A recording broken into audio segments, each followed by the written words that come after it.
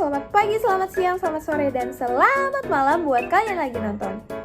Perkenalkan, nama aku Farah dan hari ini aku bakal nge-review salah satu film legendaris dari Thailand. Kenapa bisa dibilang legendaris ya?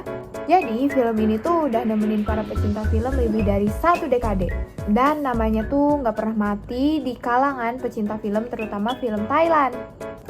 Karena film ini tuh nggak pernah absen dari list rekomendasi orang-orang buat film Thailand yang bagus-bagus gitu loh. A Little Things Called Love. Kalau diartiin ke dalam bahasa Indonesia sendiri, artinya sebuah hal kecil yang disebut dengan cinta. Sesuai dengan namanya, ini tuh tentang cinta-cintaan gitu, yang dibalut dengan komedi. Tapi jangan salah, film itu tuh berhasil bikin penonton tuh galau bukan kepalang. Serius deh. Film ini tuh relevan banget buat anak-anak remaja seusia anak SMP atau anak SMA kayak aku atau kamu yang lagi di mabuk asmara. A Little Things Called Love sendiri berdurasi 1 jam 58 menit. Dalam durasi tersebut, lika-liku percintaan anak remaja yang bener-bener repot dan ribet itu berhasil dijabarkan dengan detail dan rapi. Alur dari film ini sendiri tuh benar-benar mantep. Plot twist yang dihadirin tuh benar-benar bikin penonton galau dan gregetan bukan main. Hal inilah yang bikin A Little Things Called Love selalu punya tempat tersendiri di hati aku, teman-teman. Film itu awalnya aku pikir bakal bikin aku full ketawa-tawa menikmati percintaan anak remaja gitu. Tapi plot twistnya, film ini bikin mata aku bengkak. Nah, yang berhasil bikin mata aku bengkak itu ialah Nam sama Sean. Kalian harus ingat 2 nama ini ya, Nam dan Sean. Oke, jadi yang pertama nih di sini ada Nam. Nam ini adalah seorang gadis SMP yang bisa dibilang kuper, kurang menarik, dan juga kurang pinter.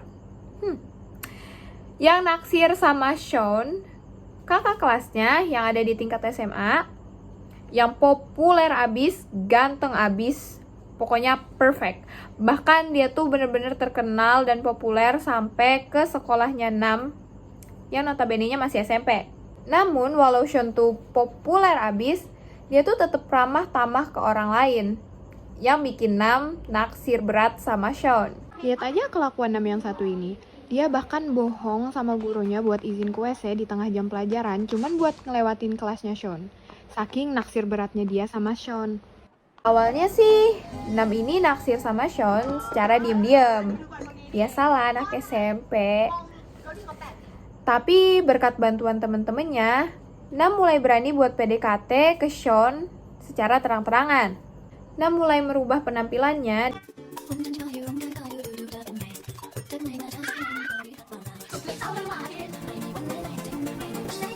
dan berusaha menjadi siswi yang pintar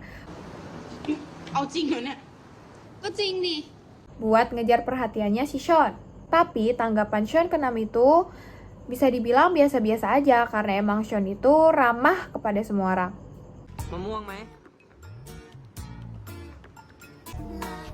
Inilah yang bikin Nam ragu atas perlakuan Sean ke dia.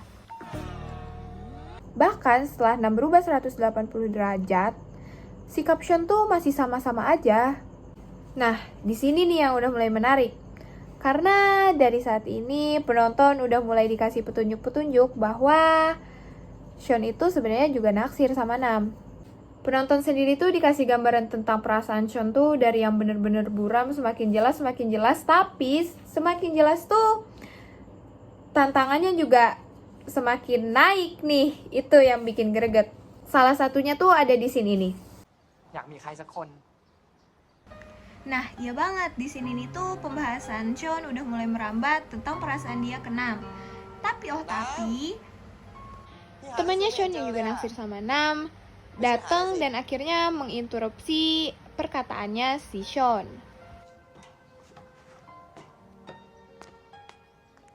Itu tuh rasanya kayak ngeliat 2 orang yang saling suka tapi sama-sama gengsi dan ragu gitu. Please jadian aja, nggak usah ribet-ribet. Kalau nggak mau ribet sih sebenarnya Sean bisa jadian sama aku. Tapi nih, kesabaran penonton gak diuji sampai situ doang. Karena setelah berbagai macam konflik yang dihalamin sama Sean dan Nam, akhirnya Nam mau nyatakan perasaannya kepada Sean di hari kelulusannya Sean. Yang ditunggu-tunggu penonton, tentu saja. Tapi, coba lihat deh.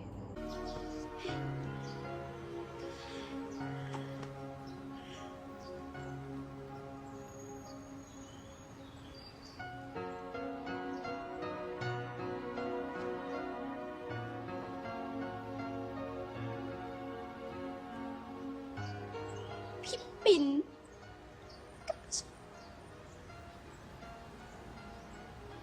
พี่ปิ่นกับพี่ชนเป็นแฟนกัน สมกันดีนะคะ น่ารักจังเลย